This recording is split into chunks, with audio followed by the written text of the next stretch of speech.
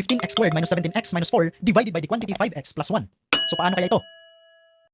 So this expression divided by 5x plus 1. So tingnan nyo po kung paano natin i-divide. 15x squared divided by 5x, and that is simply 3x. Now, 3x times this quantity, which is 5x plus 1. I-distribute lang po si 3x kay 5x and 1. So 3x times 5x, that is simply 15x squared.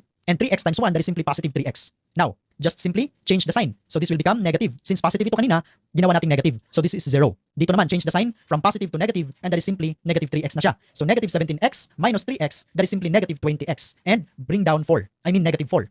Ngayon, negative 20x divided by 5x, and that is simply negative 4. Now, negative 4 times this quantity 5x plus 1, i-distribute na naman po si negative 4 kay 5x and 1. So negative 4 times 5x, that is simply negative 20x. Negative 4 times positive 1, kaya naging negative 4. Now, change the sign from negative to positive. So this is 0. At dito naman po, from negative 4 to positive 4, this is also 0. So our final answer is simply 3x minus 4.